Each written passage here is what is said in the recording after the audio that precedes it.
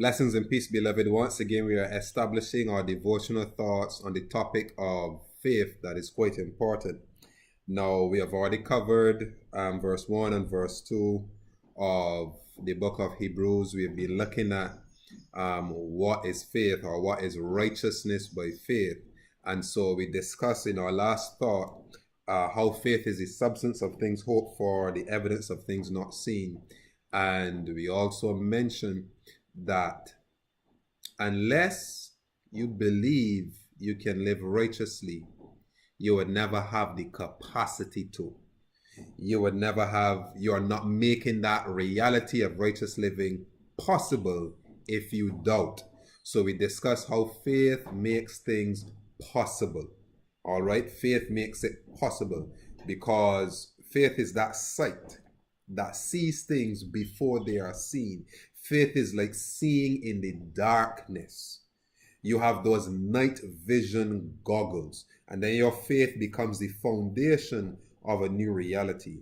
So if you are a Christian and you are having issues where righteous living is concerned, you're having issues where vice is concerned, falling to sin, or where worldliness is concerned, you first have to go back and examine your internal philosophy and then adjust your belief system.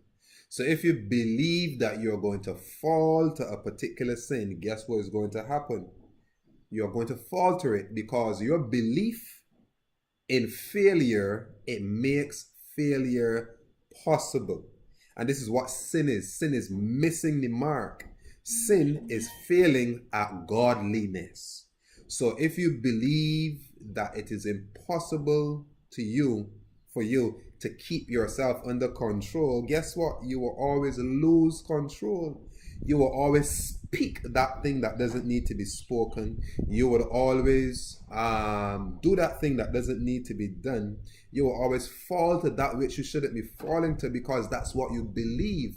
Because your belief system makes things possible and is going to bring into existence that very dark and negative reality.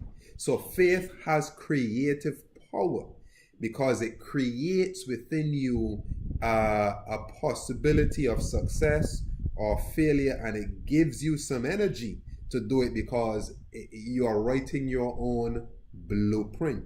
So for victorious Christian living, we first must address the issue of belief.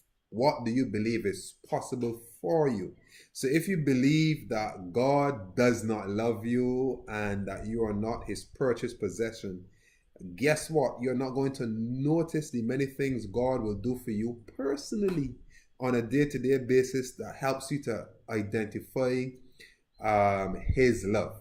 So address and also adjust your belief system.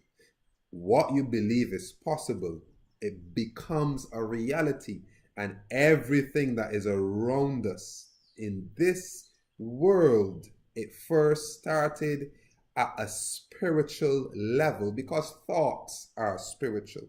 They are not physical things, although they manifest into physical reality. So this is why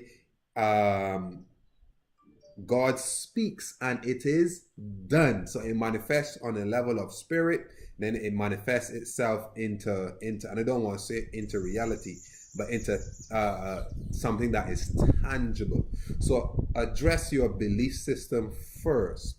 So if you've been feeling faltering, shaking, double-minded, it's because you have embraced it as your belief system and you have embraced failure instead of success. But if you want to succeed as a child of God, if you want to succeed as a Christian, you must first believe that you can succeed. You must first believe that you can do better, that you can be better, that you can be more. You must first believe that Christ can live in you and through you, because our faith will shut him out.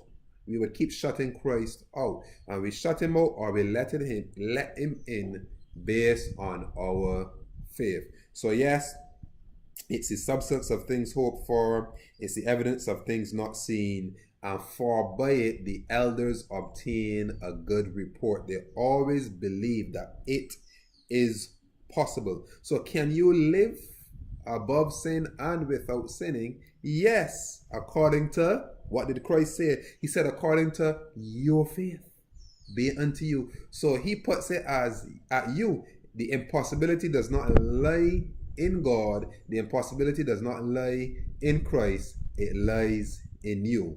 What you believe is possible becomes your reality as an individual, as a Christian, as a child of God. Think on these things. Once again, this is Pastor Andre Knight, Director of Messengers of the Covenant Ministry.